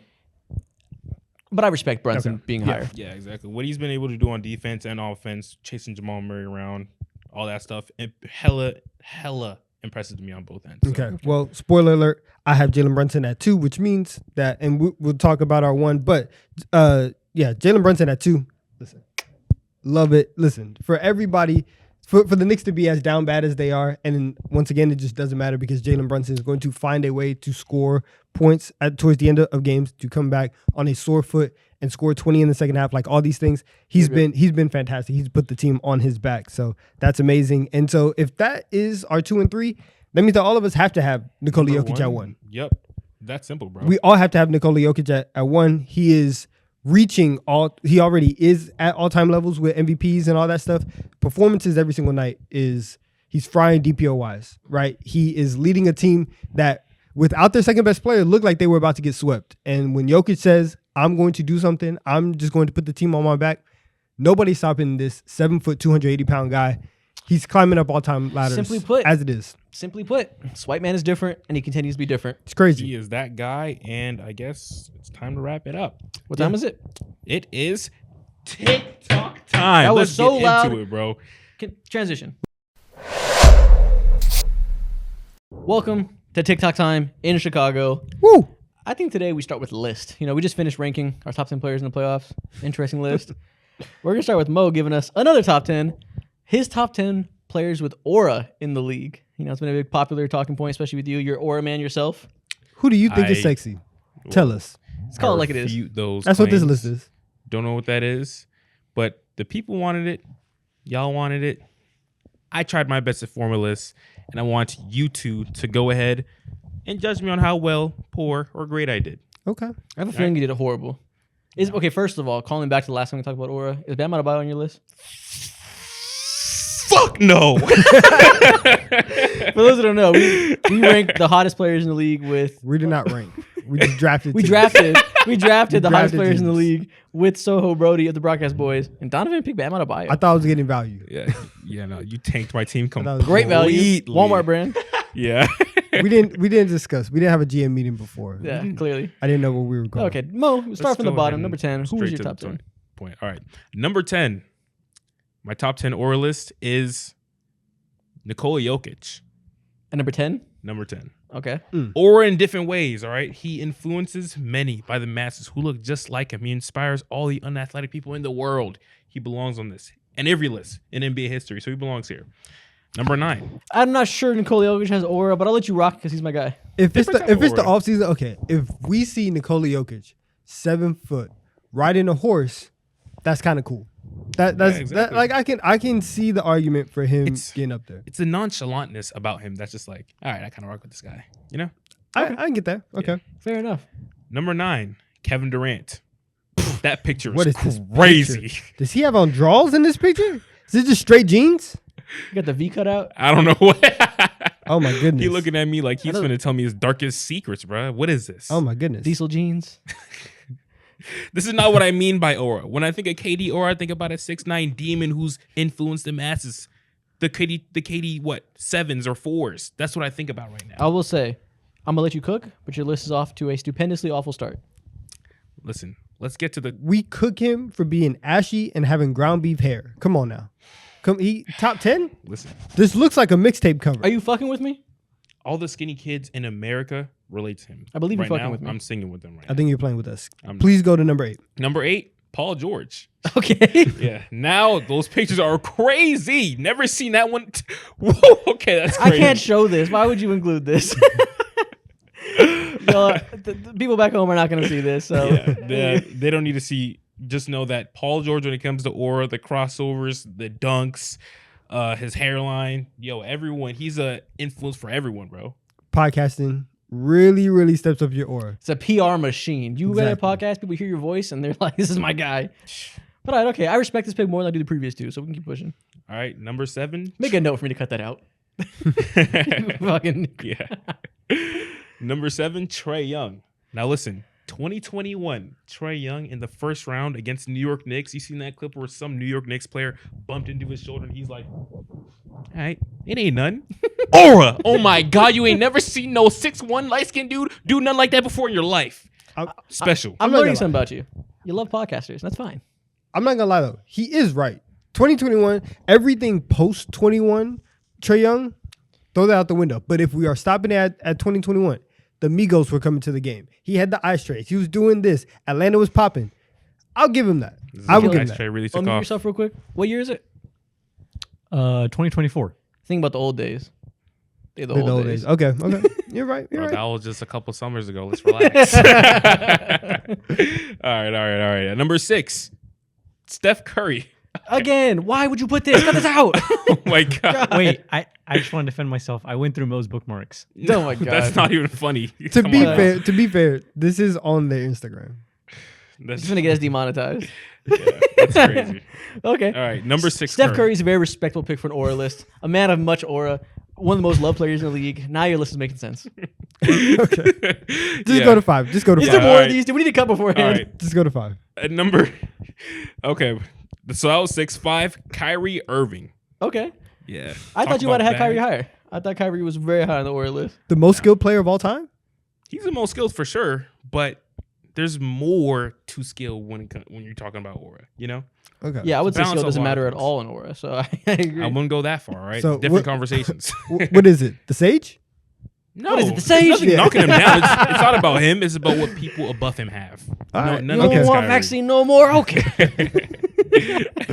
So at number 4, we got Ja Morant.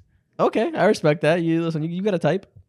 What the f- do you mean by that? Just keep going. Just keep listen. got no explain time. yourself. Explain yourself. Listen, influential. He looks cool, of course. Look at the color in his dreads. You You like ain't never tattoos? seen. I don't like tattoos. I don't have no tattoos. I don't want no tattoos. All right. But you he like just 'em. looks good with them. But you like seeing them. No, I don't like seeing them. Okay, Keep going. continue. All right. Number 3. I need my theory to be proven my right. sunshine, LeBron James. What could I say? Here we This go. is Tattoos. irrefutable. No, that's aura. I get it. I respect it. Yeah, Yeah. I mean, greatest player of all time, done a lot of things that we'll probably never see ever before in NBA history, bro. What can I say? You said girthiest player? Why are we doing this? Turn your mic Nikhil. off.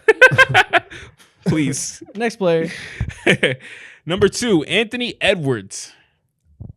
Okay. Fair. Top Let's two. talk about it, That man. makes sense. The king of the aura right now. Yeah. I have a feeling I know who's number one because if this is number 2, there can only be one aura You man that's better than you him. you will not be right about number 1. I won't be. You will not. Because number 1, Shea Gilgeous-Alexander again. Never saw that coming. Wow. I mean, what can I Like, say? come on.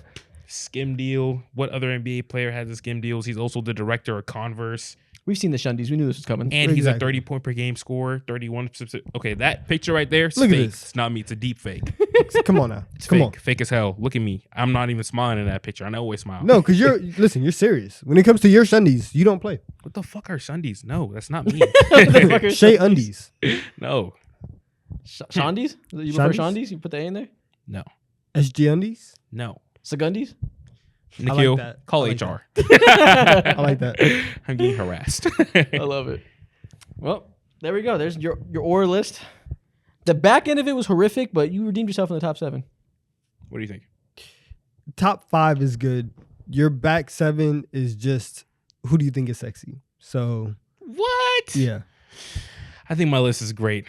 Thank God it's not up to you guys. It's up to them. Okay. All right. We'll see what they say. Yeah.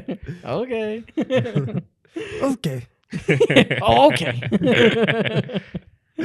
Next thing we're gonna do, we're gonna play the imposter game in person. We never done it in person, so we'll be able to like see each other, see who's lying. Nikhil texts us all a name. Playing the imposter game. You know how it guys works. If you're at home, there's 3 of us here, obviously. 2 of us are gonna be texted a name. We're gonna know the NBA player we're gonna be talked about. Third guy won't have the name, and it's up to them to try to lie and pretend they do, while we all take turns saying traits about the player until we can figure out who the imposter is. Okay, let's go ahead and do it. I'm Yeah, waiting for I need that my- text. Need my text to come through. Yeah, we're waiting for it. It's interesting to see it in person because it's always been remote, and we can only understand so much about each other's lying skills. Yeah. In person, though, we can see who's lying, mannerisms, how often you blink, if you sweating or not. We'll see what type of liar you guys are. All right. Okay. Everybody text out? Yeah. Everybody got their text? Yeah. Yes, sir. Cool. So, you guys know how it works? 2 of us know the NBA player. 1 of us doesn't. We got to figure out who the imposter is. Let's We'll do do in this order. Me first, going all the way through. Highly skilled. it. Nice handle. Black. Fair assumption. Thank you. Athletic. Nice wingspan. Okay. Typical trait of an athlete, but I hear you. Yeah. Signature haircut. Signature haircut. Okay. A known partner. Known partner. Like dating. Okay. Mm. Gotcha. Okay. Cool. Nice facial hair. Interesting. I'm gonna flag that. I'm gonna flag that. I'll keep a mental note. Exactly. Said Exactly. Noticing. You know what? Simple. Simple. Okay, like to the point. I understand that. Yeah. Not loved. Not loved. Not loved. Choose my words carefully. I didn't say hated. Okay. Cool. Can shoot. Oh, I see it all on your face. See what on my face? The lie. NBA I player see can't the shoot. lie. I see the lie on your face. It's We'll okay. keep going. We'll keep going. Let's strike 2. I have my suspicions. Okay. Be wrong. Let's see. Solid passer. Okay. Solid defender. Okay. Versatile. Okay. Not I not- can't listen. I'm not incorrect. Okay. Not incorrect. Okay. That doesn't confirm my suspicion. Or, So nor we'll, denial. So we'll keep going. He be running around. Like he's Pac. No, not like he's like actually on the floor. Like he runs a lot. Moves. Okay. Yeah, he moves with this game. Has a intense rival. Intense rival. It's a good way to put it. Let's go ahead and say Shut your ass up. Hey, fucking Mo's the imposter. Exactly. Vote him out. whoa, whoa, whoa, whoa, whoa. If I get this name right, You win. I win. Yes. So with that being said, he said he runs around a lot, cool hair or whatever. He's black. Nice. Come on, it's your Is redemption this- chance. You don't know.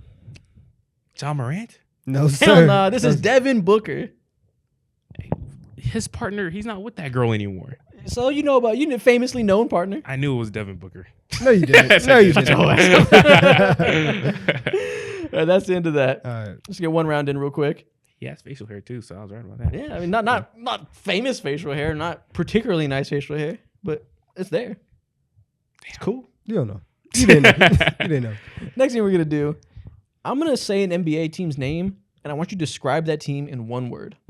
Okay, are we talking like franchise or like this year of the team? Franchise. Franchise. Okay. Yeah, the franchise. And say one word, then you can expound on it. But first, give me one single word for this team. Okay.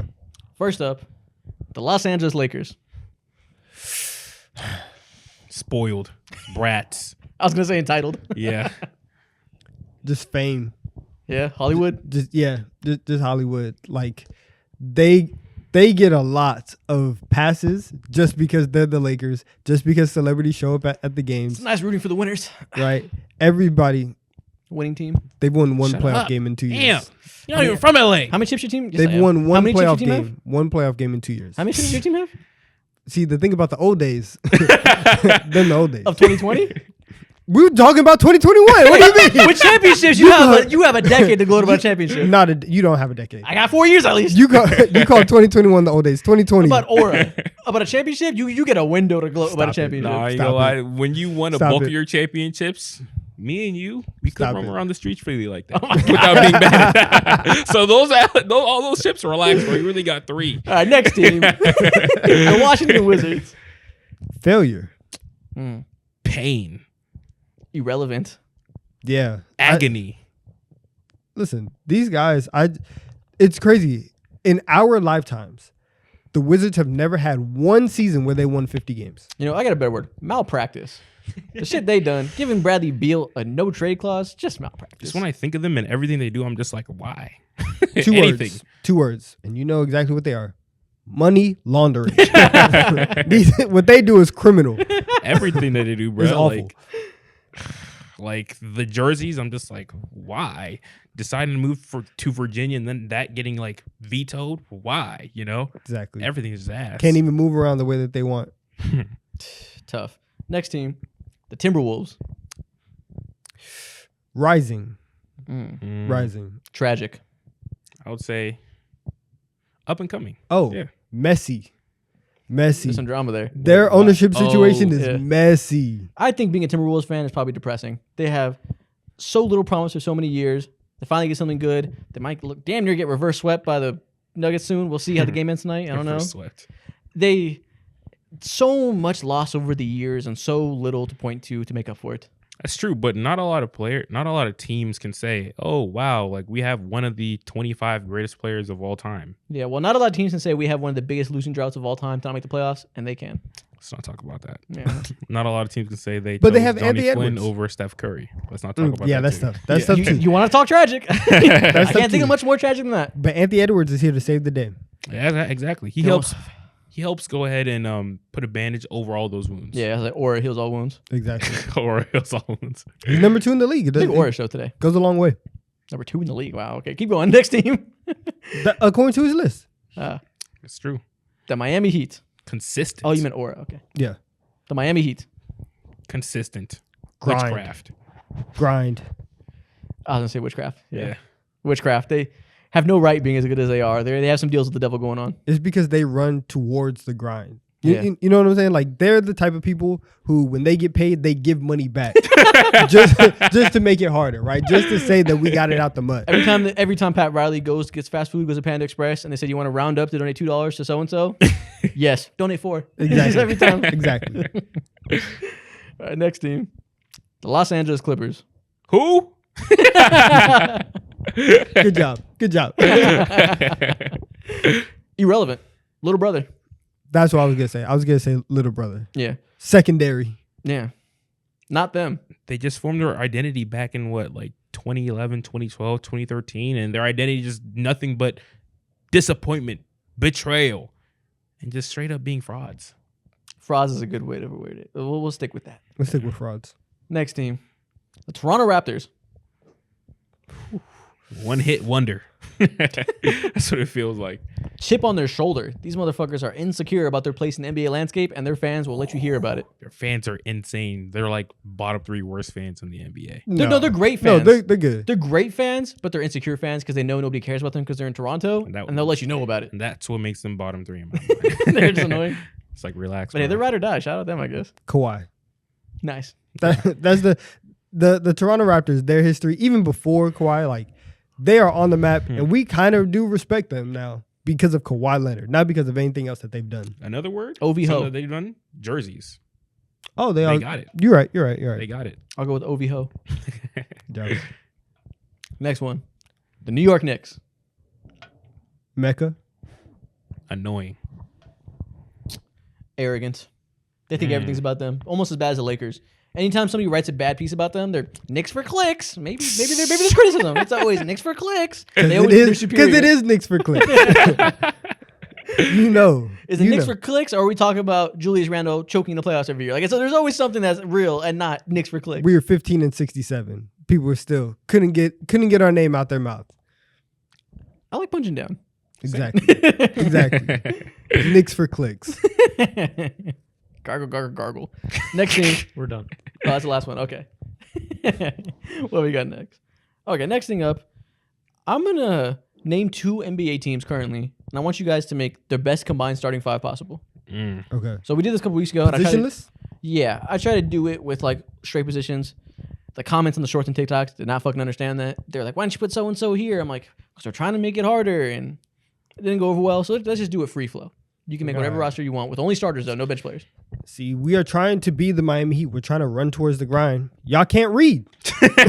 Y'all can't read directions. It's not that they can't read. It's like they can't put 2 and 2 together. Like, It's that comprehension. if you say, why isn't so They weren't doing AR tests. Why do you think? Why else? Do you think we forgot about Jason Tatum? No. It's TikTok brain, man.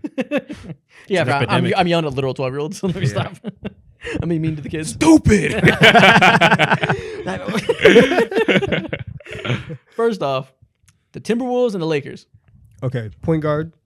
We're going D-Lo or Mike Conley? Mike Conley. Mike Conley. Yeah.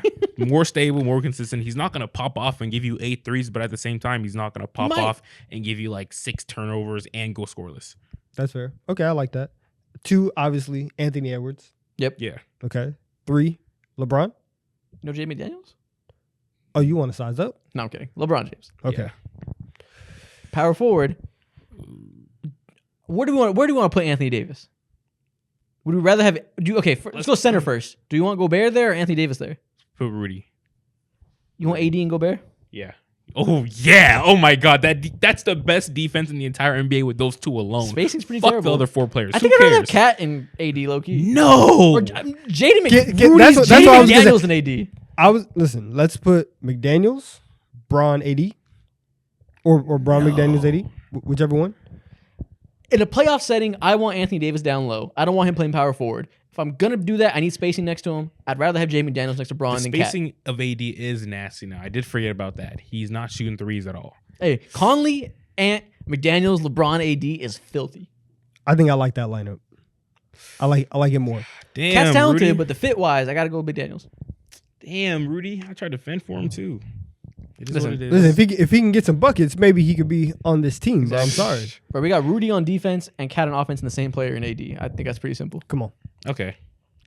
Next team, the Warriors and the Thunder. Now this is off rip. Already some static. Steph or Shea. Low key both. I think Shea can play shooting guard. I think a big problem in the Okay. Mavs series is he might low key be a shooting guard trying to put pass too much. I kind of think him and Steph would work. Okay. You just made life so much easier. So Steph, then there's Shea. At 3, pretty obvious, like J-Dub. Or, sorry. Ooh, hold on. No, it's not obvious. No, it's J-Dub. It's J-Dub. It's J-Dub. If Wiggins was 2022 Wiggins, maybe it would be a conversation, but he forgot to play basketball, so put J-Dub there. Okay. So J-Dub at the 4. Yeah. Oh, wait. No. Three. Okay, Yeah, J-Dub at the 3. Oh, then we got Draymond Draymond and at the- Chet? Thank you. Ugh, that's filthy. Thank you. That team will win a championship. That team might win 73 games. That team is perfect. 74. 75. People I still won't going to be go talking 76. about, That's too much. That's too much. Don't try me. I'll say 77 like that. I know you would. You got to stop. Okay, that one's this easy. team is perfect. That's incredible. All right. Next up, the Suns and the Celtics. Okay. Point guard. Derrick We'll go- White. Yeah, we'll go Derek White. Yeah. Okay. Point guard. Shooting guard. Devin Booker. Yeah. Naturally. 3. Kevin Durant. 4, Jason Tatum. You're looking at me crazy. Do you I'm want to put just- Jalen no, Brown over Kevin Durant? No, I'm just asking. Notice I just want to know what Noticing. direction we were going in. we got to put both those wings. Jalen Brown, I'm sorry. I mean, Unless you want to put Devin Booker at point guard and Jaylen Brown at shooting That's guard. disgusting. Oh my god, that's so gross. D White. has to Neither of start. these teams. Listen, both of these teams need playmaking. We are not going to ruin the one chance we have of getting a point guard to these players. You say playmaking, and that's why Al Horford is a starting center. Over Porzingis? Yeah, Porzingis. Okay, well, no. Buddy, No, listen. let me stop you I there. hear you. I see you. I feel you. He's a No. Al He Horford's had a good connector. game. He had a good game yesterday. I understand you trying to give him props. Porzingis is better. Porzingis is not giving you 4, 5, 6 assists on a random night, bro. I don't need him to. Al Horford is. Go stand in the corner and be gigantic. Let all these elite players cook. If KD and Booker I had voted. spacing- I voted. That right there is just perfect Celtics teams at that point right there. That right there is just like the Boston Celtics at their peak with Al Horford. All right, so Derek White, Devin Booker, Kevin Durant, Jason Tatum, Kristaps Porzingis, Correct. with Al Horford coming off the bench. Sorry, Jaylen Brown. You're off the team. Really, I'm mad about Sam Hauser, boy. Don't get me started on Grayson Allen spacing. Peyton Next Pritchard? teams. The 76ers and the Nuggets. Point guard. Do we go Maxey or do we go Jamal Murray? Give Listen, me the more proven dude. Let's say this is the NBA Finals. So listen, we're going positionless. Nikola Jokic, point guard. Joel Embiid at the 5. Let's go. We're booking this like crazy. Now, if it's the NBA Finals, It could be both, really. it's kind of small, isn't it? No, Jamal Murray's not small. He's like 6'4", 6'5". Okay, let's go Maxey at the 2. We see Maxey play the 2 next to Harden. So that's Yeah. fine. Yeah. Jamal Murray and Maxey both starting. We need defense. We need defense bad. So at the 3, do we go MPJ? He's large. I'd rather go KCP. Then you're tiny with those 3 guards. You are, but MPJ. He's been defending well this year. That is true. But okay, the real question is: so we're putting Embiid and Jokic at the 4 and the 5. Are we? That's what I'm asking. Are we leaving one of them off?